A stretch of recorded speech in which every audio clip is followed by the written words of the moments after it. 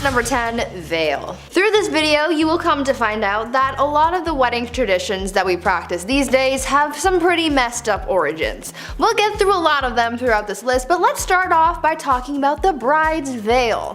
These days, a lot of brides choose to wear a veil on their wedding day. With so many different styles to choose from, this accessory is known to add that extra little pizzazz, little spice to the look. But throughout history, veils were used for different things, some of them being a tad bit messed up. Just a smidge. The rather obvious reason for brides to wear a veil back in the day had to do with religion and staying modest. But this hasn't been the only reason for veils. In ancient Rome, brides wore veils because it was believed to be effective at warding off evil spirits. The most messed up reason for the veil though, at least in my opinion anyway, has to do with the wedding transaction, so to speak. Since back in the olden days, marrying your daughter off was seen as more of a transaction, brides would wear veils to cover their faces and they wouldn't be lifted until after they were proclaimed husband and wife, so that the groom wouldn't be able to back out if he didn't like how his bride looked. Seems pretty messed up to me, but what are your thoughts on it? Tell us down in the comments. Number 9. When doves cry.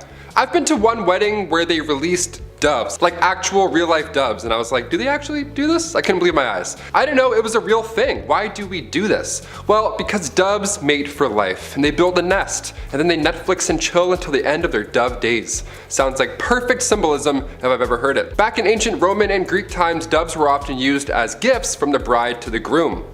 Pretty shitty gift if you ask me. Here's a bird that we now have to both take care of. The snow white ring-necked dove is used by magicians. They can't fly too well, they don't have a homing instinct, whereas rock doves, the ones commonly used in weddings that we see fly away over Nana's head, they have a homing instinct for hundreds of miles, so they're perfect for the gig. But they couldn't be released during foul weather, and they needed 2 hours before the sun sets in order for them to fly home. The wedding band has less rules than the doves. That's amazing. Their rider is much smaller. If you were to catch one of these doves at a wedding, you were also allowed to keep it back in the day. Also, great hands. I don't know who's catching birds or why they want to keep it and put it in their pocket, but you do you. At number 8, best man. These days, the role of the best man normally goes to the guy who's closest to the groom, whether that's a brother or a best friend. But back during the time where women were married off like property, the role of the best man was very different and was all about protecting one's assets. Back then, bride napping was actually very common, so if there was someone else who wanted to marry someone who was already promised to another person, they might try and steal her away for themselves. Yeah, why? I don't know. This is where the best man came in. The best man's job was to protect the bride, and if she was stolen, the best man would be the one to enter whatever battle or duel was necessary to get the bride back. The best man was literally there to be the best fighter. The best man was also there to watch over the bride to make sure that she didn't try and make a run for it herself. They really said, try to derail this wedding and see what happens. Number 7. Diet. Bedroom misconduct was becoming a huge issue. Refer to number 9 and 10. While women did get most of the blame because, well, you know, history, men did get some of the blame. The issue of intimacy for men could be described as barbaric primal sense. So how do we curb this? How do we stop men from acting on these caveman urges, ooga booga? Well, simple really. Men just have to stop eating certain foods, as it was thought at the time that food had a link to the misconduct, or rather, the overabundance of bedroom-related issues, including mustard, pepper, rich gravy, beer, wine, cider, and tobacco. And if you weren't paying attention, that's basically the diet of every man in Victorian times. Not sure how a jar of finely prepped mustard would get you flustered, but okay, sure. The beer makes sense though, you know, have a few beers, and even the mop leaning over in the corner looks pretty lonely, and boy, that mop has lovely hair. At number 6, hashtag twinning. You know how at weddings the bridesmaids are usually wearing matching outfits? Well, this tradition dates back centuries, though it has changed slightly over the years. Remember how I mentioned that people would sometimes try to kidnap the bride on her wedding day? Well, other than the best man and the groomsmen trying to play their part in protecting the bride from being taken, the bridesmaids also played a part in that too. The bridesmaids used to dress identically to the bride so that it would make it harder to spot her and therefore prevent anyone from kidnapping her. This practice dates all the way back to ancient Rome and feudal China and didn't really start to fade out of tradition until around the 1880s. These days you get a couple of gifts from the bride for being in her posse, but back then you didn't get anything and you had to risk your safety for your girl Becky, who doesn't even want to marry Jeff down the block. I don't know. Number 5. Mamma mia! The best man at your wedding was most likely the groom's best friend who he most likely met in college and probably was part of his fraternity. And when given the mic to make a speech that was slightly inappropriate for younger audiences, the most common words of his vocabulary were probably bro and dude. All college friends put aside, the best man of the past had more of a greater responsibility than regaling the tale of the kegger at Stacy's house. Besides the feudal government coming to tickle your wife's fancy, there were others who wished to take the bride away, Bowser style. The best man's job was to prevent any of this from happening. Trying to get away with Koopa kidnapping meant the best man was gonna do battle with you, or just make sure the bride is protected. Like, you know, trying to run away from an arranged marriage because women are treated like property. Basically, he's a Luigi to Mario, except everyone actually respects Luigi in this case. At number 4, transaction. I find it to be just a little bit messed up how before now marriage was mostly about money or status and not about love. For a long time people didn't get to choose who they got to marry, and there was almost always some kind of monetary transaction involved in the wedding. This whole idea here is a reason for the traditional act of the bride's father walking her down the aisle and giving her away, so to speak. In the past, fathers of the bride and groom would come together to establish an agreement, like X amount of money for someone's daughter or whatever. Once that was set up, the wedding became a big deal to see if the transaction would actually go through, and many precautions were put in place to make sure that no one backed out. One of those precautions was the act of the father walking his daughter down the aisle. This was done so that they stayed close to one another in the off chance that the groom or his family decided to back out. That really took the romance and sparkle out of weddings now. Number 3. Birth factory. Just pump them out. The faster the better. Quantity over quality. Just get them out. The use of birth control, as you can tell, was not a common practice. Anyone who's over the age of 25, ask your grandparents how many brothers and sisters they have. I'm willing to bet it's in the 6 to 8 range. Let me know in the comments below, I'm curious. A trend that would continue for a few decades after. Education is important, and I'll get to that in my next part. Women were simply expected to act this way. Maybe it was the sign of the times since the Industrial Revolution was in full swing. Maybe the factories needed workers, I don't know. Which, in case you didn't know, they used children as employees. Maybe not so nice. Unfortunately, that was when there was an issue, and there were many. They had no HR to go to, and that was the least of their worries, really. At number 2, plague flowers. In a lot of weddings, the flowers are very important. There's the flowers for the centerpieces, the bouquets for the bride and bridesmaids, there's flowers everywhere. Get your Benadryl. But why is that? Well, the idea of carrying a bouquet at a wedding dates back to ancient Greece, where it was believed that carrying a bouquet was thought to ward off evil spirits, but a little later on down the line, the presence of bouquets at weddings got a little bit darker and a little more precautionary. During the Middle Ages into the Renaissance, when the Black Death was running rampant throughout Europe, people were trying anything and everything to try and ward off the plague. Back then, people believed that smells carried contagion, so people would fill their pockets with fragrant things to keep the plague at bay. This was later integrated into wedding practices, and brides started carrying around a bouquet of stinky stuff like garlic and dill to protect them from catching anything. Over the years, these stinky stuff was replaced with nice smelling flowers, but really, no one cares what's in the bouquet anymore, because all people want to do is participate in the wedding Hunger Games and fight to the death to catch the bouquet at the end of the night. Why? Why are we hurting each other for this? Why? And finally, number 1, wedding rings. One ring to rule them all. Perhaps the most important piece of the wedding puzzle, rings. Whenever somebody is about to pop the question, everybody around them always needs to see the ring. Congrats, let me see the ring. Oh my god, is it this? Is it this? Egyptian pharaohs first used rings to represent this eternal life. The circle has no beginning or ending. They created this concept that we adore to this day. The center of the ring was also believed to be the gateway to the unknown. Your finger just disappears, you're like, what the f? These Egyptian Ouroboros rings were the first, a snake eating its own tail, #love. When Greeks came in the picture, they took this tradition, started using copper and iron rings in ceremonies, and the iron rings had a key symbol on them, meaning that the wife now has control of the house. If you like it, then you should have put a key on it. Come medieval times, the ring gets another upgrade. Now we have these precious gems to be added to them, a little bit more glam. Rubies symbolized passion, sapphires symbolized the heavens, and diamonds to show strength, because they were rock hard, and obviously you know the rest. Come the 12th century, the Christian church declared marriage as a holy sacrament, so rings were solely used now for that ceremony.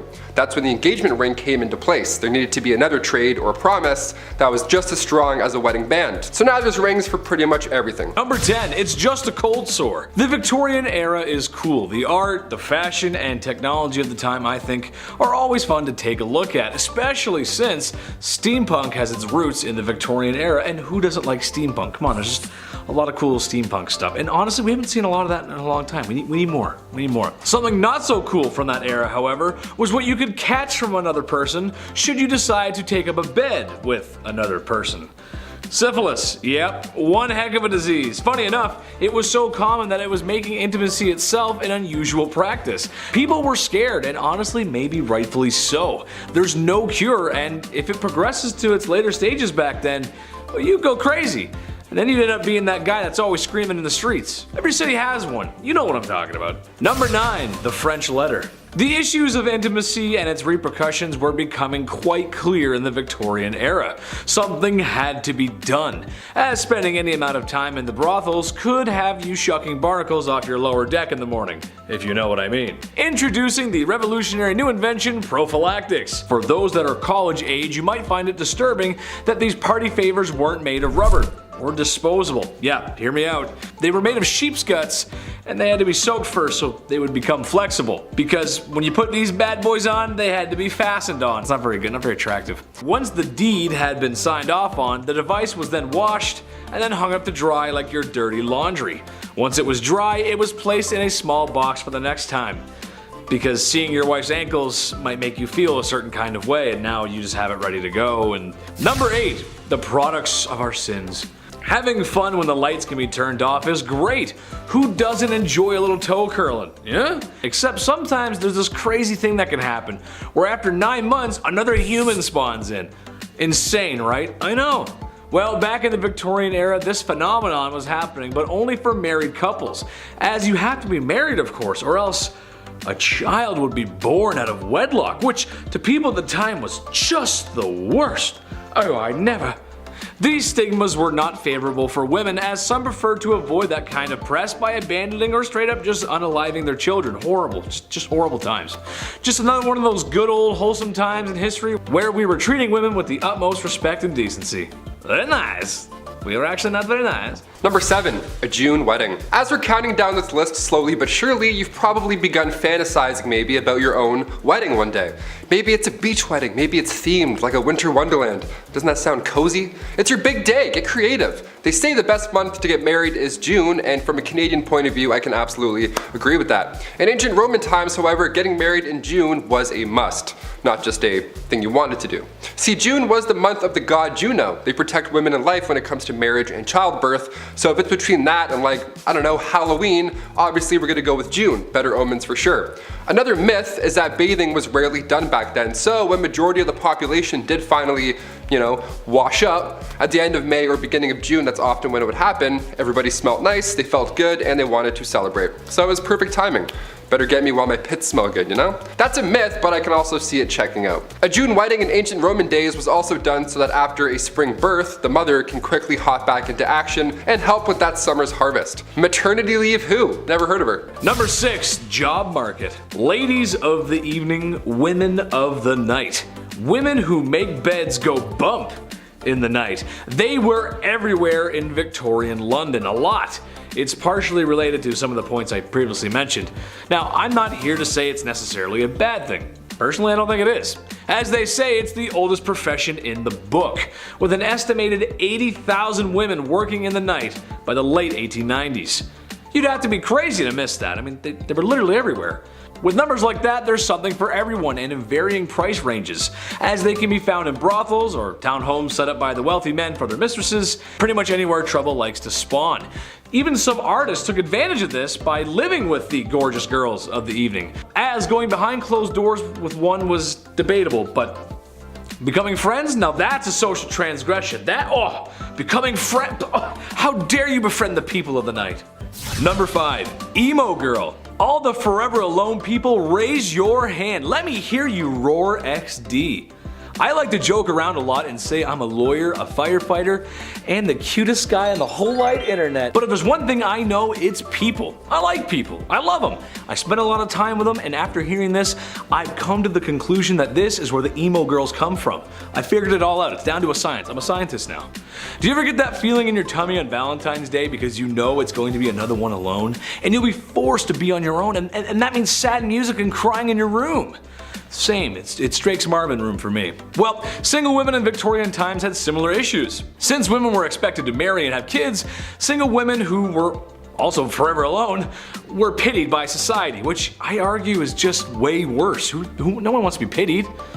Ugh. Number 4, the first counterculture. The 1960s were a very important time for many different people. Black Americans were fighting for the rights, music went from holding hands to strawberry fields, if you know what I'm saying, and everything that your parents told you just kind of felt wrong. If you grew up then, you know what I mean. I know people like to make fun of hippies, but there was some good ideas there. Well, in 1890s England, they were sort of having the same thing happen. Obviously not as strong as a push as it was in the 60s, but still.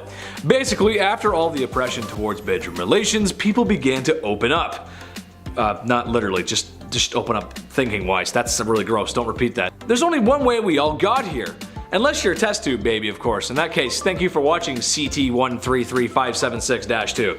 To some historians, this makes sense. When you push and push for things to happen or ban, eventually people will push back, especially if it's something like bedroom time. Everybody likes a little bit of bedroom time.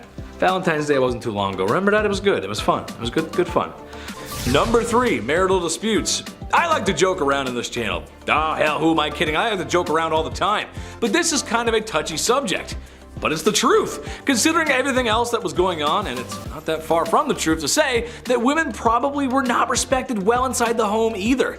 This was a time long before equal rights and the resources that women today still need in case of domestic issues. I, as an internet comedian, cannot do the subject justice as it's something of a more sincere conversation to be had. However, I can talk about it from the medieval times, and some men just needed to be put in the naughty corner bad. Life was a lot harder for the average Joe back then, which means it was a lot tougher for the average Jane.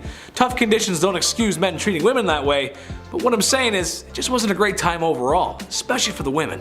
Naughty, stay in the naughty corner, you bad medieval men, bad. Number 2, Queen Victoria. It seems old Blighty herself may have been a tad more promiscuous than you'd think a royal to be. Well, not with other men, but her husband, who in her diary claims to be the love of her life, which honestly is kind of sweet and romantic. That's nice. One thing that I find interesting, however, is that while lewd images were outlawed, the Queen may have commissioned a painting of herself that was quite risque for the time, to gift to her husband, of course. Hypocrisy much? I say lewd, but it was probably just in her loose-fitting clothes, with maybe like an ankle showing or something. Still, unusual behavior for the Queen.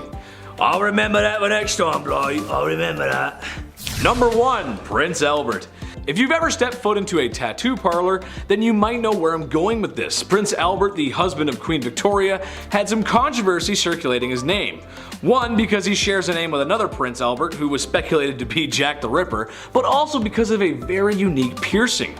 Go ahead and take a guess where that piercing is. Yeah, I didn't think so. As a man, if your anatomy could be described by an internet comedian using moderately funny euphemisms, then the piercing would go through your German army helmet. That makes sense, right? The horror. The absolute horror. It's rumored that he had one of these piercings. Did he? I'm not sure. But if it means anything to you, Nicholas II had a tattoo, so it's not completely out of the realm of possibility. Number 10, naughty naughty. There's a reason we don't do things like we did in ye olde times. We didn't know, but now we do. So there's really no excuse for acting up. A very common practice for marriage back in ye olde times was to marry a girl at the age of 12. And in case you're wondering, no, the man was nowhere close to the same age. Yes, it's just as gross as you think. No, I'm not happy talking about it, but that's just the way things went. I can just imagine how happy those young ladies were when their parents came to them and said, listen, the lord across town fancies you and the dude's got the bag. So you're gonna marry him so mommy and daddy can get the bag too. That's just one example of the medieval business transaction. I mean, marriage. marrying for love. Number 9, pull up a chair. The people of my generation either struggle to phone the doctor to make an appointment because of crippling anxiety, or they flaunt it on OnlyFans. There's no in between. However, I still think most people would feel uncomfortable finalizing their marriage in front of a party of witnesses. I honestly cannot think of a more awkward situation. Do you cheer them on? Are there sports commentators talking about the moves? Are there snacks? You could be there for 30 seconds, or 10 minutes depending on who you're watching. It just seems like a lot of unpleasant viewing to walk out of a room later to then all agree that yes indeed, that couple is married now. But hey, that's just how it went. Witnesses or family would watch you do what animals do on the Discovery Channel. Number 8, the birth factory. Soap and sanitation is one of the greatest things ever invented. Don't you just love taking a hot shower after a long day? Oh, I know I do. Hygiene was not the greatest back then, and while not the only factor, it did contribute to a high infant mortality rate. It was just one of the many factors. So, when young women were married, and married rather quickly, it was time to start pumping babies out. It's more of a quantity over quality kind of thing. Before marriage was declared a holy sacrament, these things were happening everywhere. Pubs, town squares, heck, even in your house. Now, for the people at home, can you tell me how you feel about the holy sanctity of marriage? Especially after you've been married for more than 10 years. Does it feel good? I bet it does. Number 7, expectations. Alright, this one goes out to all the married ladies in the audience. Hello, how are you? I'm doing great, thanks for asking. I'm curious as to why you got married and what your expectations were. Did you marry your high school sweetheart and live happily ever after? Maybe you had a shotgun wedding and after one night at the saloon. Maybe you just really wanted to find a nice man and settle down, start a family, be a mother. I think any of those options are great, so as long as you have options. In Victorian England, you were expected to do the latter. Women were expected to get married and have kids, and that's about it really. My question is, why were ankles and wrists an issue but giving birth isn't? What I mean is it's kind of a compromising position to be in. All I'm asking is that the girls get treated fairly and given choices and be allowed to show some ankle. Doesn't make any sense. You can look at her business down there, but you can't show an ankle? That doesn't make any sense. I'm a magician. Number 6, Mr. Steal Yo Girl. This one's pretty messed up. I'm not even sure how this was even possible, but hey, here we go. So on your wedding night, it was the legal right of feudal lords to come on down to your place and shack up with your soon-to-be wife. What? Who most likely was a virgin? That's right, the government would come down and fornicate with your wife. Sounds just like the IRS. Anyway, this messed up tradition is somewhat shrouded in curiosity due to its extremely uncomfortable nature and its legitimacy. It may or may not have happened, or at least if it did, it might not have been as commonplace as some people may think. Moving forward, I think it's safe to say that this tradition can stay in the past, as there's no need for the mayor of my town to be sweet talking to my wife during the wedding. Hey, Mr. Mayor, you get your hands off of her. Number 5, a toast. My favorite part of a wedding has to be the speeches or the toasts. They're always way too long or too personal or you know what, just too depressing. Just way too sad, just tears. You're like, why? Why are we talking about this? It's a nerve-wracking part, even as a guest, just to get up randomly and be like, okay, look at me everyone, hi. No, I don't want to do that. Back in the 1800s though, only men were allowed to give these toasts. The oldest friend, the groom, the best man, and then the father of the bride. The whole thing would have been done in 8 minutes. Guys suck at speeches. They're just like, a lot of ums, that's all I'm saying. Wedding toasts go back as far as the 6th century BC. When Greeks were getting married, the father of the bride would drink the first glass of wine just to make sure it wasn't poisoned or anything. Romans would also drop a piece of burnt toast into the wine in order to make the wine taste less bitter, hence the term toast. Yeah, now we get it. Yeah, wine was so bad back then, they had to use burnt toast Crystal Light just to get through the day. Yuck. Number 4, arranged marriages. All this stuff sounds awful, and you might be thinking, why do these women go along with this? Well, it's because they didn't have a choice. A lot of women simply didn't have the right to choose who they married. Kind of a rough time for the ladies. I would also hardly call these marriages, as it really was more the lines of something like a business deal or a proposal. Families promised daughters to others. Being basically sold off to someone probably isn't a good feeling. For wealthier families like royals, a lot of times it was just about wealth and power, but also about keeping alliances, keeping borders in check. Your daughter marries my prince, now we're allies. Oh, you've got a son? Great, because I've got a niece that just turned 13. Gross. Number 3. Jack the Ripper. While the man's numbers don't compare to any of the other horrible people in history, he's unusual because of his brutality and the fact that he was never caught. Jack the Ripper was maybe the first modern serial unaliver. He haunted the streets of Victorian London and is responsible for claiming multiple women's lives, women of the evening to be exact, and they began to know the name Jack the Ripper. Now, we'll probably just have to show you pictures of Victorian London or maybe some B-roll of a shadowy figure because there ain't no way we can show the crime scenes. There's probably a dozen different theories on who done it. Some say it was multiple men using his name as an alias, some say it was Prince Albert, there's even some who suggest that he was a she, and which explains why women were so easy to go off with Jack. That actually kind of makes sense to me at least, and why no one really would be looking for a woman back then. Kind of makes sense. Anyway, be careful out there ladies, just be careful. Number 2, mail order. This kind of goes without saying, but men basically just got to pick a wife.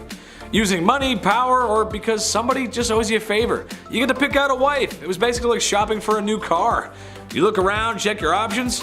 Remember, this is the time when women were treated as property. Perhaps the biggest divide between men and women back then is that while men treat marriages like business or political agreements, they are still looking for love, where for a woman, she just doesn't have that option. Sometimes marriages go bad, but can you imagine what it would be like to be in a marriage you didn't even want to be in from the start?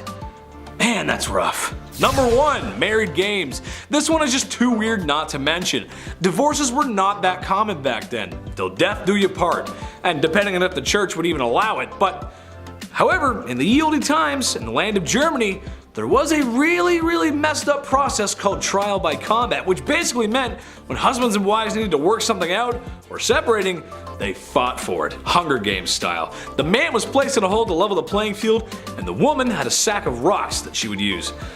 Not that any married couple today would ever want to hit each other over the head with anything, right? Come on, you guys love each other. And when this display of happy matrimony was finished and a winner was declared, the other had their light snuffed out. In a nutshell, the only way to divorce or remarry was if your spouse ceased to exist.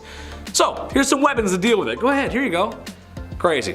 Number 10, Boy Jones. What's more intimate than a stalker? Am I right, ladies? If there's one thing women have loved throughout history, it's having every second of their privacy being watched by some creepy man, right? No. I can only imagine it's been worse since the dawn of smartphones and social media.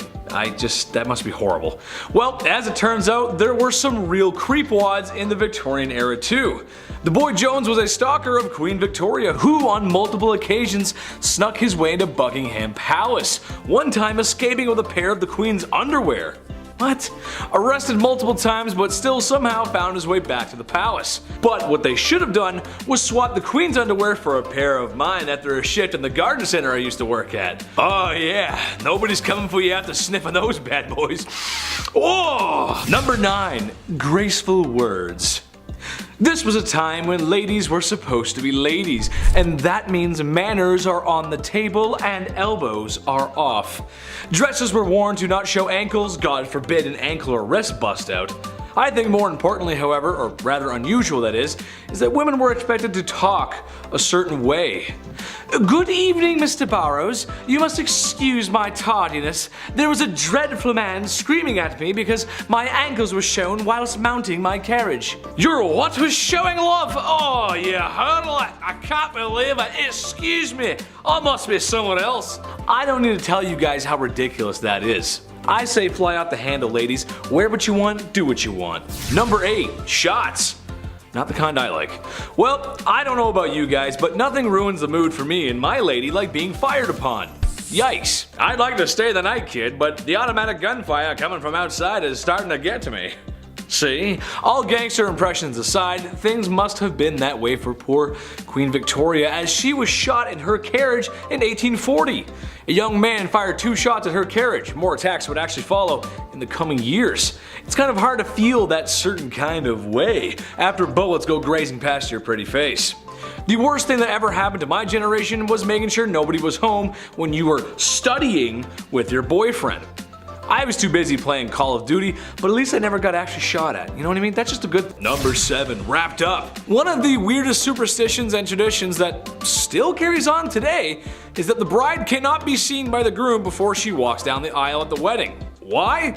Well, it's bad luck. After all, that could ruin a marriage. Not like any other factors would have a hand in that, like in-laws from hell or spending way too much money on the wedding, putting you in crippling debt right as you're just about to start your life together, right? Well, this was the way of the medieval wedding, and something used to even keep things mysterious was for the bride to wear a veil. It was thought that it would protect her from evil spirits, but also keep her from being seen by the groom, which honestly sounds like it might have been worse. So when the groom got to unwrap his wife, if he didn't like it, well, sucks to suck, brother. Just imagine your bride walking down the aisle and then, Yes, I will get married to you. Let's do it. Number 6, double standard. Divorce sucks. It's no fun. The person you once loved and cherished is now the villain in your story. I love McDonald's and I don't ever want them to be the villain in my story. I love you guys. Gotta get those Happy Meals. Divorce is something that isn't new. Honestly, it was probably invented the second after marriage was. In Victorian times, men had the right to divorce their wife if they had committed adultery. Women could not. Well, if you refer to my last part, you know that men were doing more than a little window shopping when it came to women. When men left town for business, they would have hired the services of a woman who patrol the streets at night. No, I'm not talking about Batwoman either. So men can divorce women if they dare to do what they did on a regular basis. Yeah, that's totally fair. That's good. Equal. Absolutely. Yeah. Number 5, Jolly Lad. When people think about certain magazines that depict lewd imagery, you probably only think of Playboy. The bunny imagery was good marketing, honestly, just smart. But what if I told you the Hefmeister wasn't the first to publish such a magazine or imagery? Back in the Victorian era, there was some saucy imagery being produced. The government had outlawed such indecency, but this only made the lewd picture industry move underground, where naturally it flourished, especially in major cities. And if you knew where to go and how to ask for one, you could purchase something from the hidden menu. Kind of like when you go to McDonald's. Yeah, there's a hidden menu there too. Google it and see for yourself. I'd repeat what my favorite one is, but I would be in trouble from the YouTube gods. And I've been treading on thin ice this whole video, so. Number 4, gold diggers. She take my money when I'm in need. As she travel. Okay, anyway, back to the actual content. Well, not exactly. While today in a place like sunny California, you might see an older man with a woman who's half his age. Maybe he's driving a nice car, or she's got on the very best and latest from Louis Vuitton. Stylish, yeah. Most of us think some thoughts about what we might think is going on there. We can kind of be judgmental sometimes when we see things like that. However, looking through a lens of 2022 to Victorian times might make the women of Victorian times appear to be gold diggers, but in reality, it was because all of their financials were tied to their husbands, legally too. Which, if you can imagine, that system didn't work too well. What if your husband is broke? What if your husband is running amok with sultry lasses on the street corners? Like I said before, no divorce, but even if she could leave him easily, supporting herself afterwards was going to be an issue, especially financially. Number 3, wedding cake. As the youngest of 3, I can confirm that we get away with the most. The youngest often do. The middle child is just plain ignored, and then the oldest, well, they usually have the most responsibility in the family. Usually when a bride and groom cut the cake on their big day, it's for them. They save a piece till their anniversary, they put it in their partner's face, it's fun, whatever they want to do. Often in history, the eldest child would get the first slice. How lucky is that? When it came down to cutting the actual cake too, well, that meant that the bride is no longer a virgin. It's an awkward few bites. Wedding cakes today are delicious and they're pretty much an art form. TV shows are devoted to them, like Cake Boss and other cake shows that I can't think of. If you're lucky, you might find a few cake charms on the inside as well back in the day. Real, non-edible cake charms. You wanted to find these in your cake. They brought good omens to the table. To find a rocking chair meant that you're going to live a long life. An anchor means you're bound for adventure, sailors ahoy. And a purse meant that you would have good fortune. Let's just hope you didn't find the charms with your teeth, or else you would be using said new fortune fixing your chiclets. Very metal, very real. Not good. Number 2, no school for you. No higher education for women. Banned from going to university. I don't think so, not very nice, no. Honestly, any society that doesn't want half of their population to go to school probably has a few things to work out. It's a boys' club and they can only go to university so that they can learn to be smarter and be businessmen, so they can earn money and thus have the facilities to court a woman who really doesn't have a choice anyway. Women had jobs, not careers. And they were all the jobs that you can think of. The ones that were too feminine for men, as women were too feeble to participate in a men's job, which is the most ridiculous thing I've ever heard. I'm happy to say that in 2022, we showed them wrong. Chetty loves everyone. Just remember that, I love everybody. You go, girls. Number 1, strict rules. Okay, so after a night in the bed sheets with the gal that you love, or maybe the one that you found, there's a good chance that 9 months later, a smaller version of you two could be walking around. A byproduct of intimacy, if you will. This was always something I wanted to rant about, but I always found it strange how strict parents and teachers from this time were with their kids. You gotta brush your hair, bed made, and whatever you do, don't ask for more gruel. Please, sir, could I have some more? Whatever that Charles Dickens book was, I think it was Oliver Twist. They made us read those books as kids, and I don't know why, because they're kind of boring. From the extreme military code ethics happening at home to the long days in a factory at work, being a kid was tough, man. Earning the punk rock blues of today. I'm just a kid and my life is a nightmare. What's up? Kicking off the list at number 10, hot topics. Over in Finland, they're changing the game. The sauna over there is considered a national institution. It's a large part of both Finnish and Estonian cultures. These saunas are commonly found surrounding Finland's lakes, corporate headquarters, and, oh yeah, of course, the Parliament House. Saturday in Finland is traditional sauna day. It's not Saturday for the boys, it's just Saturday and we're gonna breathe in each other's mouths for a bit. I can't even fit into a bathtub. I look like an octopus trying to escape a jar. It's not relaxing, it's not a good Saturday at all. I wanna move to Finland. When government leaders can't agree on an issue, they take it to the sauna. How amazing does that sound? In the middle of passing a bill, dudes will just pause and then go hit the sauna. We need this over here. Finns describe the sauna as a secret weapon behind their diplomatic advances. Director of the Finnish Employers Confederation described the ritual saying that it's easier to discuss problems openly. It's like when we're doing a presentation in class, they always say to imagine everybody naked. Well, this was just that scenario played out in real life. Take away the briefcase and tie, you're just a naked dude sitting on a bench talking about inflation. Kind of an odd picture when you think of it. Number 9, the outhouse. One thing I am glad I don't have to deal with anymore is outhouses. Not that I ever did, it's just something I don't want to do. I called the chief again last night and he said it wasn't it again. Outhouses have been around for a long time. Technically just a hole in the ground where the business is done. It wasn't until later a small wood shack was built around said hole, and then it became an outhouse. Because the design of the outhouse is quite simple, there is a few design flaws that really just don't make any sense. Okay, yeah, it had to be built away from the house, as it is a pit full of refuse that exit a human being, but it's also built away from your house, so if you gotta go bad, I mean, you gotta go bad. You might not make it.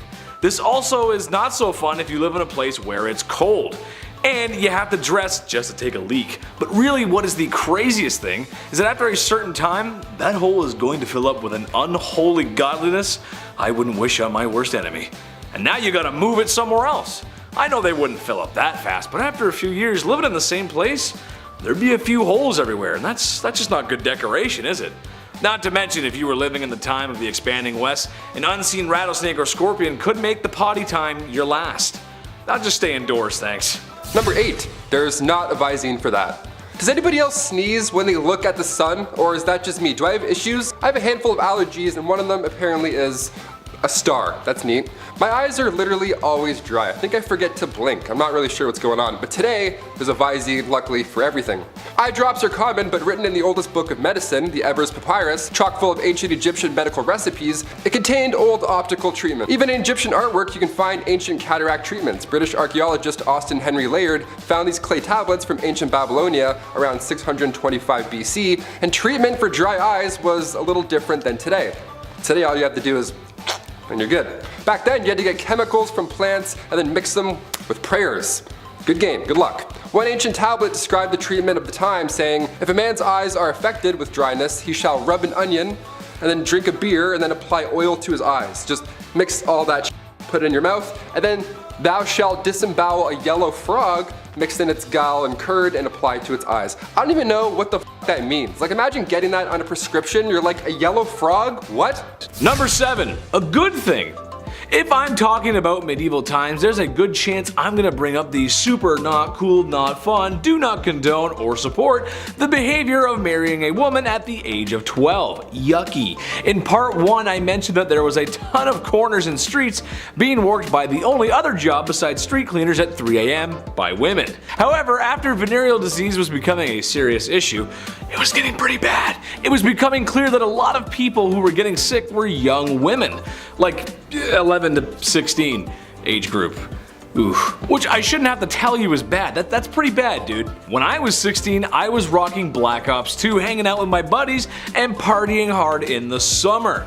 I got a lot of good stories, maybe I'll share them one day. Catching all that nasty stuff is no way to spend your youth, so thank God the government changed the age of consent to 16 years old, which I know is not a solution for everything that was going on, but it was a small step forward in the right direction. That's what we like, good history moving forward. We like that, Chetty likes. Number 6, the Great Stink of 1858. It's one thing living through a pandemic, but at least we're not living through something called the Great Stink. Yeah, the Great Stink of 1858. Who was responsible for this? What did you eat? What happened? Well, this was an event in central London and it lasted for a few months. In the summertime too, which is just great for great stinks. It was so hot and dry that the Thames dried up, leaving just sewage, just all that gross you can imagine. The smell was so bad, Parliament had to close for an entire day. I want to know who the first guy was to be like, you know what? Nah, I'm going home. This sucks. This sucks. Good call. In order to continue work, Parliament had to soak the curtains on the riverside of the building in lime chloride just so they wouldn't be sick. They had to soak it in chloride to be like, that's better, it's better, we think.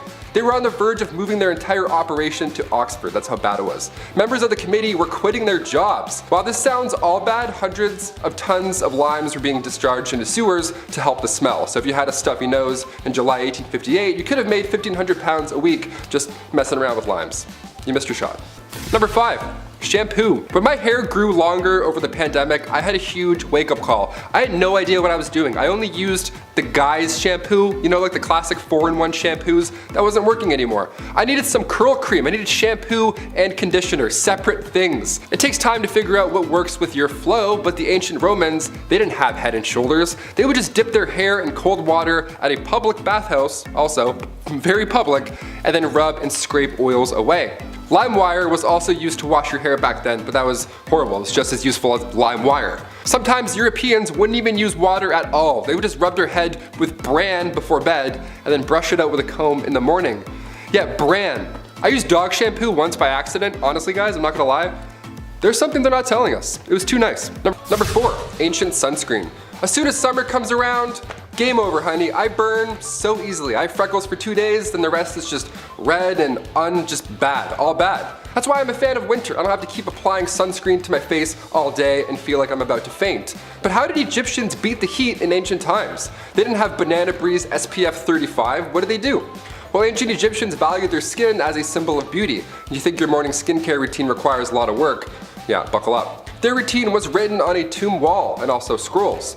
They used rice bran containing UV absorbing gamma oryzanol, and that was used to block the sun off. Jasmine as well helped repair sun damage. Just some chick named Jasmine, she was like, don't look at it, just stop. Ancient Greeks used olive oil as sunscreen, which as far as UV protection goes, did absolutely next to nothing. You'd be burnt and dehydrated, but you know what? Tan line, so. Number 3, flushing. Okay, we're making some ground here. We got toilet paper, we got something for the smell. So now where do we put it? Well, plumbing and flushing wasn't connected to each house like it is today. See, the Greeks and Romans had it down to a science. They built drainage systems and learned from the ancient Mesopotamian people how to exactly deal with the problem of waste. A system of pipes, tubes, and drains. The bathroom problem seemed like an easy solution. Use gravity downhill to dispose of the waste outside the city. And here's the kicker. It can even be reused and repurposed at the end as an irrigation system, further nurturing the farming of crops. No, that's good. No, he's right. And then it disappears and literally goes downhill again. After the Roman Empire had fallen, this European dark sanitation era had begun, and hygiene sort of just slipped away. People weren't really concerned with things like disease and plague, and instead leaned into real science like witchcraft or burning cats for fun. You know, important stuff. It wasn't until about the mid-1850s where people revisited this age-old problem and recreated and did exactly the same thing science we already knew. Things were unnecessarily stinky for way too long. It wasn't until the British colonies started tinkering in Boston around the 1700s that proper piping and toiletry transport was eventually built and cataloged. Thus was born the first sanitation system again, and we still see it today, thank God. Number 2, ancient socks. Somebody got me socks as a gift over the holidays, and let me tell you, still the best thing you can get. Socks and lip balm, you can do anything you want. Game over. Socks in ancient Greece were not the right and left neon green athletic socks that you have today. No, not even close. Socks came around in the 8th century BC, made fresh from, you guessed it, animal hairs. Yeah, it was gross. This actually led to Romans tying animal skins around their feet and then tying them up. Cut to the 2nd century AD in ancient Rome, the sock game got real. Romans began using fabrics instead of animal skins, and it was softer, lighter, and all that jazz. And then later on in the 5th century, socks were worn only by the most holy. Socks were associated with the church, they were considered a symbol of purity. Yeah, you heard it. Socks would go all the way up to your leg, a little different than the New Balance ones we have now that just go up to your ankle that, fall off when you're halfway to work and then make you really upset. I have one right now, I'm gonna go figure it out. Number 1, heavy stomach. We as humans need food and water to live. Water honestly being number 1. I mean, I could eat a little bit more, but water's more important. But it is what it is sometimes. People in the past had no choice but to build water pipes out of lead. Sure, maybe it wasn't common knowledge that the lead was toxic, but a lot of people did know. So that's why all the cities that sparked up during the Industrial Revolution were built with such. Lead as a material did make sense as it was cheap and easy to use, so that simply outweighed the health risk of lead poisoning. Lead was a common material in other products as well. But when your drinking water is supposed to be fresh, maybe it's time to spend a little more so we don't end up, spending a lot more on healthcare for lead poisoning. After years of being underground, the pipes corrode and leak toxins into the water stream. It's why in older cities, a lot of time and money is spent today replacing old pipe infrastructure. To me, it's a classic case of, let somebody else deal with it, I'm sure it's fine. Well, I'm off to go work in a completely safe asbestos factory. I'm sure there's nothing wrong or bad in there. Number 10. No calling, no gifts. This is a time in history when men were told to be gentlemen and women told to be ladies. Naturally, that came with some weird social practices. For instance, women were discouraged from accepting gifts from men. Personally, I like to give my girlfriend flowers and chocolate. I'm a classic guy, what can I say? Can't go wrong with that. However, even if a handsome silver-tongued devil such as myself were to give some flowers and the finest dark chocolate a 7-Eleven has to offer, and a most promising woman were to accept said gifts, she may not be able to call me back. Literally because the phone isn't exactly a thing yet, and also because that's something else women were just discouraged from doing. Call on a man? No way, Jose, even if he is super nice and waiting for a genuine response. One etiquette guidebook from 1882 called any woman who calls on a man ill-bred and positively improper to do so. I like when people give me flowers and chocolate. Maybe call me sometimes, I'm a little lonely. Number 9. Act like a lady. How dare ladies do anything unladylike? Oh, said every man ever in the Victorian era. This is a time in history when ladies gotta be ladylike. That means makeup, corsets, and don't you dare do anything masculine. Oh, that's me angry. This is still a time when food isn't the greatest either, so imagine if you got an upset tummy at the dinner table. Happens to me a lot. You've got a handsome prince that your parents have arranged for you to marry. When you go to greet him, you do it with a simple gesture, as kneeling to curtsy could turn your linens a certain shade of embarrassment that 1800 stain cleaning technology could never wash away. You'd poop yourself. Where's Billy Mays when you need him, right? How dare women do such things as go number 2, or even worse, break wind? Oh, the nerve! That's just the way it went, folks. I don't make the rules. Number 8. Charged with love. Naturally, this was the past, and not being open to homosexuality was just the way it was. Especially when tucking yourself into bed at night alone wasn't allowed either. Homosexuality just wasn't gonna happen. They just weren't gonna be approved of it. It's just how it goes. It sucks. However, it's almost as if there's been love on this earth since day one, and to stop that kind of love, it's just silly, man. Wherever I go, everyone is welcome on this channel. Or my Twitch. Chetty loves everyone, because in reality, this is a time period where you could wind up in jail for that kind of love. And as Austin Powers would say, that's just not very groovy, baby, yeah. Strangely enough, homosexual relationships between women might have been completely overlooked, as they were sometimes mistaken for women being friends. Yeah, I know. Some women even lived together, but given that they probably needed each other for financial support, people just kind of thought that's how it went, and they ignored it. It's like they live together, and you start putting the pieces together, and it's like, I don't know, something weird going on there. But love everybody, come on, be nice. Number 7. 1 night with Venus, 2 years with Mercury. It wasn't too long after humans discovered toe curling that, as much fun as that may be, there can be some unfortunate side effects. Knowing somebody in the biblical sense can transmit not so fun diseases, if you catch my drift. like syphilis.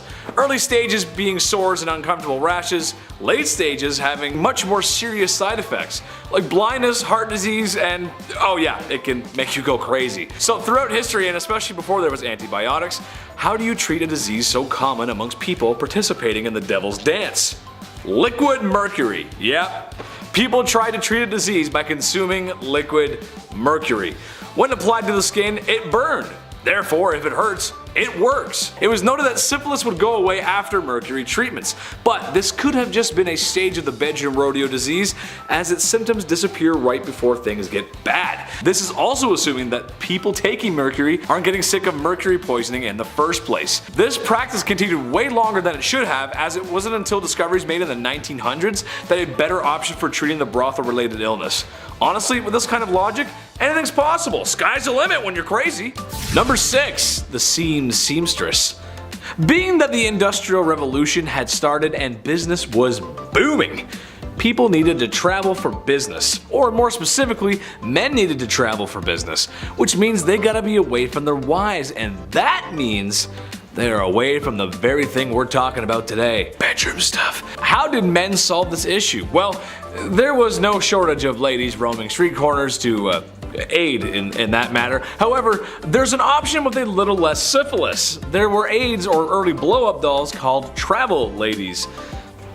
Strangely enough, it was stored in a gentleman's hat. What? That's so wrong. Once it was ready to be used, it was inflated and reassembled. This is a quote from an ad from one of the products. It is inflated to the essential part of the woman wanted by a man. That just doesn't sound very good. This is why we have boards of people to check stuff from products before it gets shipped out to the public. I feel like that just wouldn't fly very well today. Number 5. The Great Stink. The what? Oh, no, yeah, I read that right.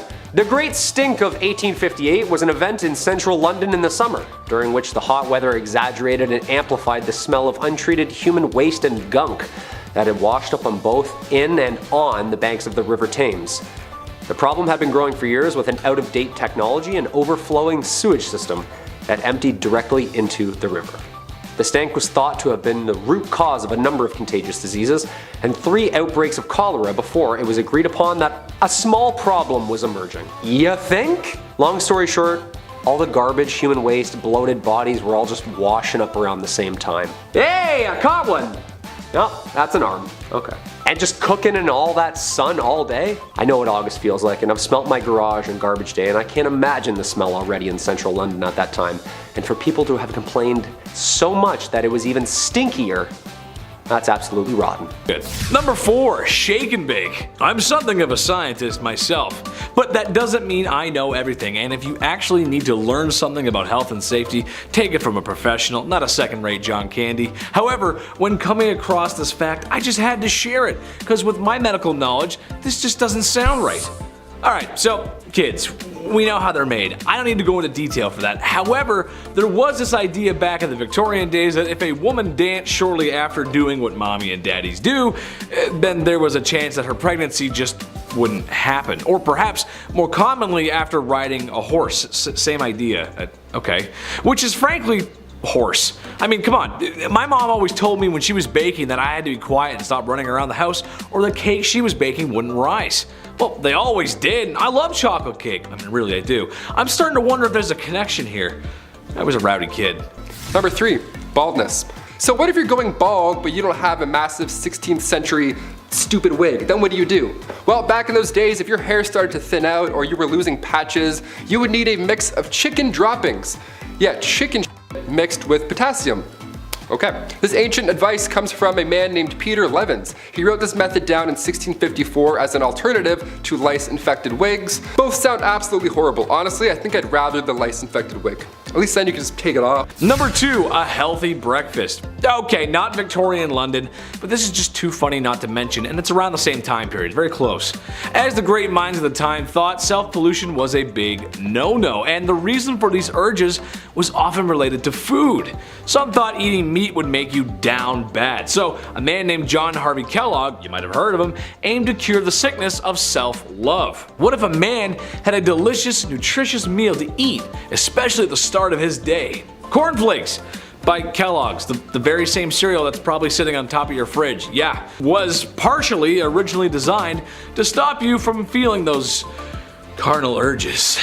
Now, not sure if that works. I mean, go ahead and tell me how you feel after eating a bowl of that. I had one this morning. I feel fine. I don't feel any different at all. I mean, I'm just, well, not really feeling the same about Pam Anderson anymore though. Number 1, rising action. This could get some married couples into some trouble if they're watching. So sorry. It's gonna be hard to talk about this without saying it because YouTube will send a stern letter if I do, but here it goes. The deed was not considered done unless both parties had signed off on it. Had their toes curled. Reaching the peak, your magnum opus, the way I feel when I eat at McDonald's. DEFCON 1. Or simply mispronouncing organisms in health class. I feel like once you're involved, you're involved. And to me, that's a done deal. You can't really reverse it from that point on, regardless of any of my euphemisms. But that's what they thought. They thought if you both didn't climb that mountain together, it didn't happen. 'Cause science. Kicking off the list at number 10. Wiper no wiping. On part 3 of the series, we of course brought up the worst job in royal history, the groom of the stool. Wiping was a royalty. We didn't have the fluffy bear family telling us to hashtag enjoy the go, where they used an incredible amount, just a wasteful amount of toilet paper. Those bears, so wasteful. We had to improvise back then and use leaves. And by we, I mean medieval peasants, not us. We discussed Romans just pooping through cold cement benches, but what did they use to wipe after the fact? Well, that was the sponge on the stick method, which I'll be honest, that's my favorite of the ancient methods. Because you know somebody had the perfect stick, right? Like one that was like, just the perfect angle to really get in there. No, the sponge on the stick wasn't that fun at all. It was actually communal, it was all bad. You had to share it, be like, oh, okay. Here you go, sir. Early Americans used brick-lined pits, and that was their washrooms. This was around the time of the Declaration of Independence, and besides human waste, people would dump anything in these toilets. They found a window in one of these pits. A window. Some poor guy hit a window. Can you believe that? And as for wiping, are you ready? Dried corn on the cob. That's what they would use. Yeah, man, next time you do that corn on the cob butter trick where you like spin it through the butter, all nice and smooth, keep that in mind. Number 9, just pull it. We've talked about brushing your teeth with urine, we've talked about using horsehair for dental floss, but can it get even more bizarre when it comes to oral cleanliness? Yes. We still do this method today. If a tooth is beyond repair or it's causing an infection in your jaw, yeah, just pull that sucker out. See ya. Sometimes it's the only option. Sometimes. Back in the day though, this was the best and only method. Sore tooth, maybe a cavity, something's not feeling right, maybe your gums are just hurting, maybe you bit down on a bone, no problem. Pull it. No matter what the case is, just yank it out. Dentists weren't a thing in the Middle Ages. Dr. Downer didn't politely remind you to floss more, you know what I'm saying? But they did have a barber, the fastest dentist in the game. Barbers were responsible for obviously cutting hair, but they too would pull teeth and they would bloodlet. This guy must have been in the weeds every single day. He was so busy. Yeah, just a little off the top, maybe a little bit of blood at this, a couple of molars too, classic 3-in-1 appointment, you're good, debit. If you walked into the barber shop and you were bald, he already knew what was up. He was like, all right, I'm gonna start warming up the arm here. And if you think that's weird, well, let's go a little bit more recent for this one. Number 8, doormat toothpaste. We've mentioned some horrible lipsticks and face powders, so we need to mention this disaster of a brand. Moving past the days where your barber pulls out the problem in the 1940s, we had toothpaste. Yes, we had it. This is good. In fact, we had the most powerful toothpaste ever to this day. It was called Doramad. Okay, yeah, so back in the 40s, people were brushing with radiation. Even on the actual tube, it says, radioactive ingredients increase the defense of teeth and gums. Okay. These cells are loaded with new life energy. The bacteria is hindered in their destroying effect, leaving behind a pleasant, mild, refreshing taste. Ah, yummy. Its radioactivity was low in comparison, but the fact that this existed once, not too long ago, is just wild to me. Good gums don't bleed, they actually glow. What would their slogan be today? Doramad, accelerate your breath. Number 7, teeth. Invented in 1488 by Sir Robert Tooth. Okay, I'm joking, no. Teeth were never officially invented, but what we did for them and how we cared for them had people scratching their heads for the last millennia. We've all had a toothache at some point in our lives, so they must have had them back then. In fact, oral hygiene was utterly disgusting. I didn't brush my teeth after my coffee and I can already feel it. Ew. People's teeth were so bad throughout history that dentists were actually training and teaching each other what to do about the huge toothworm problem. That's right. Imagine worms growing inside your teeth. Well, due to the swelling and pressure, people thought there were actual bugs or evil spirits living within their sore tooth, serving them extreme pain. Nope, just an infection. You need a root canal. Oh, and actual worms and bugs living in the tooth. Yeah, you see this gray area right here? That's a ladybug, right? It's medieval England and things were pretty medieval. Right down to the surgery, and if you had an impacted wisdom tooth, well, that wasn't covered. England, 400 AD. People started this new trend of oral hygiene cleaning, but it wasn't spin brushes and floss, no, more like mint and vinegar. And prayer. Just kind of swoosh it all around in your mouth and wipe your teeth with your shirt and call it another year. If you were lucky enough to rinse your mouth out at the time, then you could have saved yourself a visit to the medieval dentist chair. Well, actually just a slab of rock you sit up against and have a friend who's good at ripping. And there you go, buddy. Hey, wake up. The infection alone from the dirty tools going into your mouth is making me itchy. I feel like my breath stinks more now after I've read this topic. Anybody have any gum? Number 6, deodorant. Before the Old Spice guy was even born, what did people do to smell good? What? Deodorant was first introduced to the public back in the late 1800s. It was called Mum. It was a cream that used zinc oxide and it was stored in metal cold containers. Nothing like Speed Stick at all, not even close to being discreet. You can't put this stuff on the bus. They're gonna go, what's that guy doing with that jar of goop? Ancient Egyptians used ostrich eggs when it came to ancient deodorant. They made perfumes and were amongst the first to try any type of deodorant. So, thank you. Thank you. Hence the ostrich egg factor. Mixing a little fat, tamarisk, tortoise shells, nuts, and then bam, you're ready for the day. Another method was a little more yummy than ostrich eggs and nuts. Egyptians would also use porridge balls. Flavored porridge rolled up and then safely secured in your little apple pitter fritters right there. Just don't wave at anybody or else you'll, there you go. Number 5, the human flytrap. This is honestly so 5-head. A brilliant play.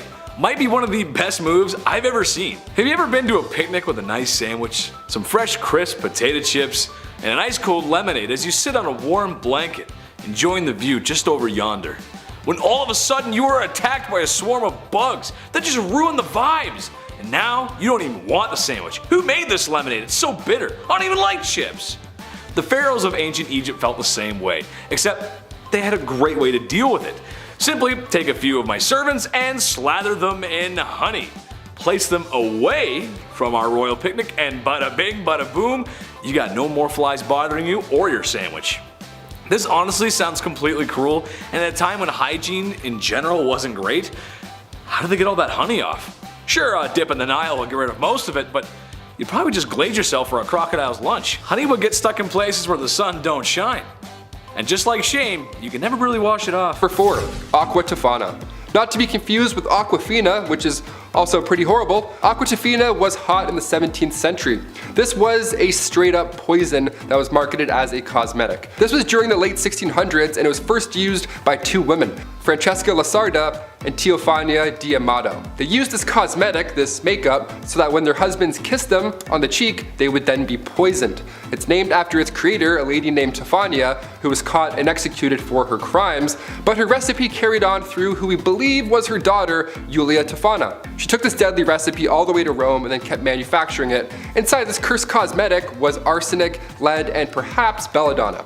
It was colorless, tasteless, and one of the deadliest. This cosmetic took over 600 lives. Brutal. Number 3, the Kensington system. Poor Queen Victoria. I know this is kind of a stretch, but it relates back to the whole mistreating women thing. But basically it was something implemented in order to control the young royal, make her dependent on her mother, whom she was not allowed to be without. Basically modern day strict parents. Now, all the kids watching right now, or all the kids who've grown up, how well did that parenting work? Let us know in the comments. I'm willing to bet it created a little bit of a divide between parent and child, am I right? That's exactly what happened with Queen Victoria. Shouldn't be surprised, really. Being a parent is tough. I get that, but squeeze too hard and the sand falls through the cracks of your hand. Victoria wasn't even allowed an hour to herself. And I don't care who you are, no matter how charismatic or bubbly, everybody needs some alone time. Number 2, sailor's delight. Life on the sea was all but a sea breeze, and even today, you know how hard it is to take a shit on a boat? Whale watching's fun and games until your stomach decides it's had enough of the sea and wants to go home. While it's a rockin' and rollin' way of using the loo, how did sailors do it back in the day, before anything helpful? Was it easier being far away from the general public? Was it helpful that water was all around the place? Honestly, not really. That's when a tow rag comes into play. Yeah, anytime the word rag is used, you're not in for a good time. Near the head of the ship where the toilet was, this little indent or whatever the toilet, it wasn't a toilet, it was a hole, there was a single rope with a rag, and when it wasn't being used, or shared rather, the rag would be tossed over the side of the ship so it would just dangle in the water and wash away all day, which is fine, I think. I'm not really sure. The sharing is caring thing, I'm not on board for, pun intended. Do you fold, do you scrunch, or do you use barnacle rope? How do you do it, guys? Comment down below. Number 1, Q-tips. I love Q-tips a lot. I do 2 at the same time, and then I flip them, and then I do it again. Yeah, I get them twice. The first one for cleanliness, and the second one because it's for me, because I feel like it. Sue me. My eyes roll right back. It's the best. If COVID tests were done through your ear, I'd be getting tested twice a day just for fun. Q-tips, most of us know by now, weren't exactly made for cleaning your ears. As much as we only use them for that, Q-tips were invented in 1923 by a man named Leo Gergenzang after his wife stuck cotton balls to the end of a toothpick. Sounds a lot like she invented Q-tips, but sure, we'll roll with it. From 1923 to 1926, they were named Baby Gays, and then Q-tip Baby Gays, and then finally just Q-tips. Baby Ray's is like, too close. Sweet Baby Ray's is like way too close. Our sauce is not even close to that product. Back in those days, Q-tips were actually dipped in boric acid first before being shipped out. They were intended to sterilize wounds. After this, there was even Q soaps, Q oils, Q creams, Q cards, whatever, you name it. Anything that made you a QT. So what's this rumor that they're not supposed to be used in your ears? Like, sorry, what? What's that all about? Is that real? Well, in 2008, otologist Dennis Fitzgerald brought forward concerns about Q-tips and how they're really pushing earwax further into your ear canal, leading to possible infections. When Chesborough Ponds bought the company in 1962, they added the warning on the box. A warning we all gladly will still ignore, like I said at the beginning. I take one look at my earbuds and I'm like, yeah, I need 4 Q-tips right away. I need Q-tips yesterday. And coming in at number 10, baths. From bath bombs to jacuzzis, when did people exactly start warming up that cold river water to sit in for some R&R? Well, apparently the Romans were the first to think about warming her up. I don't really know if they had it in mind that warm water works better and faster to clean and rid of microparticles and had more of a mentality, but one way or another they did it. Were they really ahead of their time though? The first bathhouses have been discovered in Rome approximately being built somewhere in the 2nd century BC, the first of its kind, from a river of cold water to the abundance of over 500 steaming prominent bathhouses. You could pamper yourself head to toe for a small price, small enough so that even the poorest could bathe. That's a lot of small business owners. Hottest water in town, step right up, step right up. The Romans came up with an idea to build a spa house thing which could be flooded and heated by the floor beneath it. With a giant fireplace inside the spa, it was lit by hand and blown through the vents under the floor. Damn, they were smart, huh? Hot and steamy and good for the body. And clean. Well, cleaner. The bathhouse was a technology of its own and it seemed like humanity was headed in the right direction. No, they were not. Number 9, wiping. Do as the Romans did. It's thought that these people thought of literally everything before us. Oh yeah? How about pogo sticks? Think of that? Huh? Pogo-initis? No, you didn't. Look that up, did they? Over the years I've had some pretty jobs, but nothing as as this one. Literally. Sire, would you like fronteth to backeth or backeth to fronteth today, sire? That's right, there was a job for that. People had to have had started wiping at some point, right? But who exactly and when? The groom of the stool, chief gentlewoman of the privy chamber. Call it whatever you like, we know what they did. So what exactly did they wipe with? Well, usually hay, sticks, fur, or even seashells. Every single one of those sounds itchy and terrible. I know what Charmin can do sometimes, and I can't imagine what a piece of oak could have done back then. Was there splinter taker-outers as well? I can't help but feel, although how painful and stinky it was, I'm sure there was at least one shared laugh, a little quality time spent with some royalty to say the least. Although this career is speculated, both King Charles I and King James I had them, so unless they decided they wanted to do that after them, someone must have continued doing it. I hope for a pretty penny at least. Those waste management dudes have pretty good benefits. Filing your taxes looking for a job description? Yes, here it is, wiper. Number 8, urine. Okay, is this just gonna be disgusting the entire time? Well, the answer is yes. History's pretty disgusting. Okay, this one is weird because right when we think we figured it all out, something jarring happens. Like a jar of piss. and all the health benefits it had throughout history. I'm sorry, what? Well, at least they thought it did. In ancient Rome, not only was this liquid gold sold for, well, gold, it was often traded as a prominent good, sold for its multitude of healing purposes. You see, people have been using urine for thousands of years. That's right, this destructive, toxic bodily fluid could be repurposed, salvaged into many different topicals and treatments. From hair loss to your daily skincare routine, it was not only great for staining and softening leather made for shoes and clothes, it was a natural teeth whitener and antiseptic. That's right, from ancient Rome to as late as the 20th century, people have been tinkering and tailoring with their pee. Egyptians did it, Greeks did it. Urine is the body's natural antiseptic and was soon turning septic. Like the science behind this alone is what your buddy tells you, you know what I mean? Oh, rolled ankle? Yeah, just piss on it. Got ghosts? Just pee on it. The ailment for all your needs. Disgusting. Number 7. Shards and sharts. Oh, you thought we were done with the bum bum history. Think again. This is a part 4, and honestly, I could do 4 more parts on wiping alone. It's a pretty big deal. It's nuts. We don't realize how lucky we are. During the pandemic, for example, one of the first things people stocked up on was toilet paper.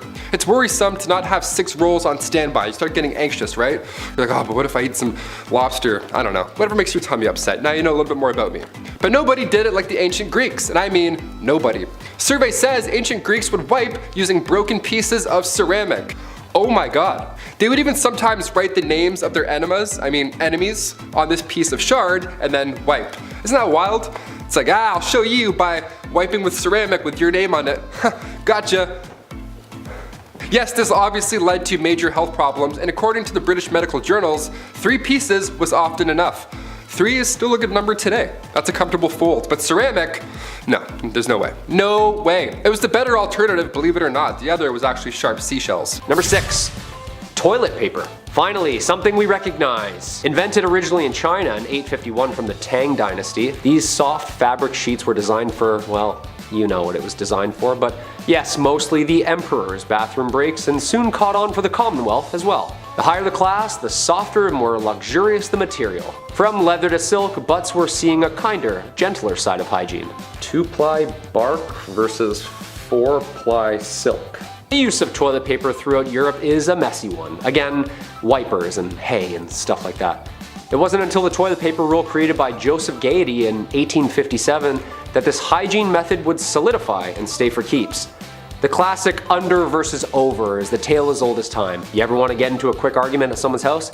Just peek in the loo, see if they're rocking beard or mullet. It's the simplest way to have a know-it-all show you the patent and tell you how to wipe your own Charmin. Number 5. Big polluter. This just doesn't make any sense. It never did to me. And it still doesn't. But in case you didn't know, self-pleasure was a big no-no. Commonly called self-pollution, which honestly is very funny to me. That's just hilarious. Don't self-pollute yourself, Chris. That's bad. Don't do that. That's naughty.